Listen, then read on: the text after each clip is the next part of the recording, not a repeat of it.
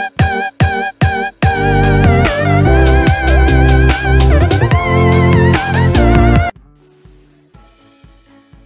mga bata! Ang asignatura natin ngayon ay Science 3, Quarter 2. Tayo ngayon ay nasa Week 4. At ang pamagat ng ating pag-uusapan at pag-aaralan ngayon ay tungkol sa iba't ibang bahagi ng halaman. Handa na ba kayo? Okay, bilang panimula.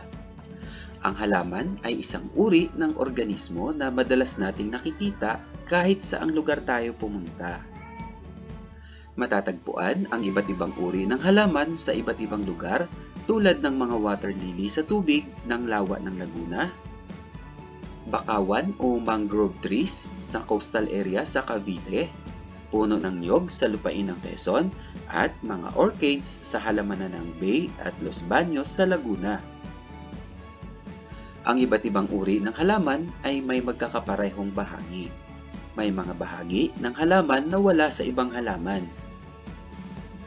Ang layunin natin sa araling ito ay natutuhan mo na ilarawan ang mga bahagi ng iba't ibang uri ng halaman.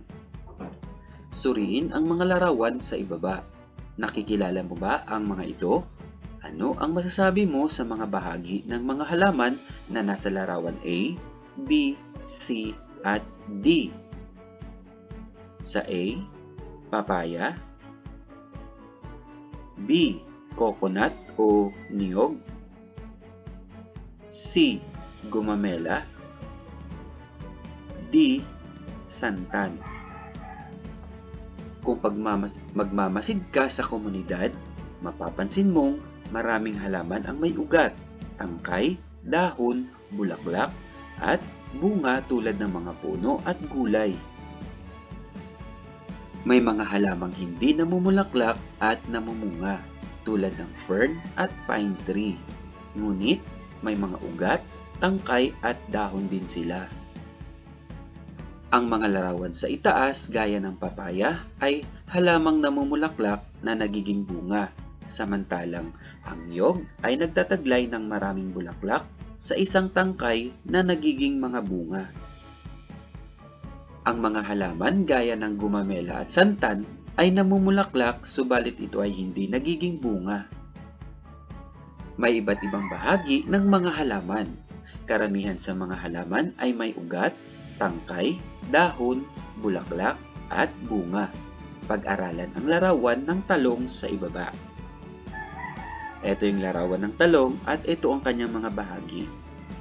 Ito ay ang dahon. Ito naman ay ang bulaklak. Ito ay bunga. Ito yung tangkay, at ito naman ang mga ugat. Ilarawan natin ang mga bahaging ito sa pamamagitan ng pagkilala sa estruktura at gamit ng bahaging ito ng halaman. Number 1, ang ugat ay karaniwang nasa ilalim ng lupa. Nagbibigay ito ng tatag sa halaman sa pagtayo sa lupa.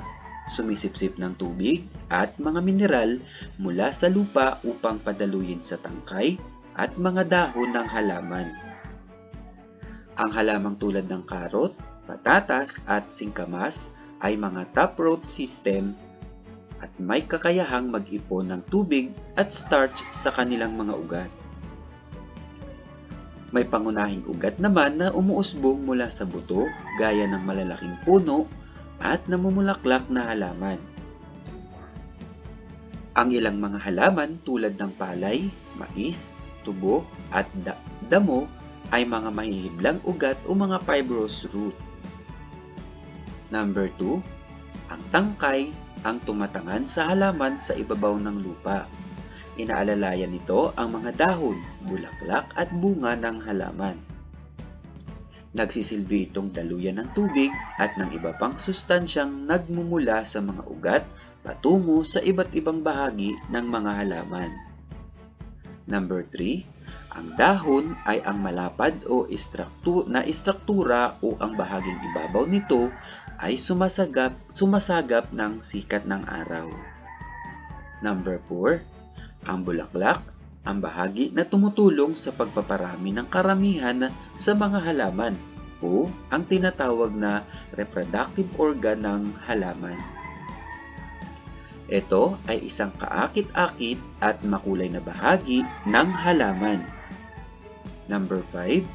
Ang bunga, ang hinog na obaryo ng bulaklak. Ang ibang halaman ay namumunga habang ang ilan naman ay hindi. Ang mga bunga ay nagkakaiba sa laki, hugis, kulay at bilang ng mga buto. Ang ibang bunga tulad ng santol, langka at bayabas ay nagtataglay ng maraming buto, habang ang ibang bunga tulad ng mangga at abokado ay may isang buto lamang. Subukan na natin gawin itong gawain sa pagkatuto bilang isa. Pag-aralan ang mga ugat ng halamang nasa larawan. Piliin sa kahon ang uri ng ugat nito. Isulat ang iyong sagot sa kwaderno. Number 1. Nara.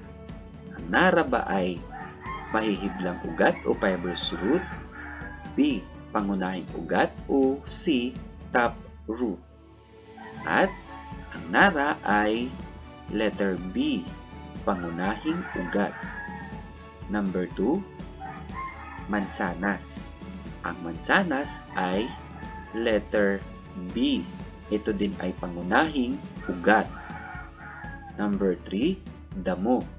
Ang damo ay letter A, mahihiblang ugat o fibrous root. Number 4, carrot. Ang carrot ay letter C. Ito ay tinatawag na top root. Sa number 5, palay. Ang palay ay letter A. Ito ay mahihiblang ugat o fibrous root. Sa gawain sa pagkatuto bilang 2 naman, suriin ang larawan sa ibaba.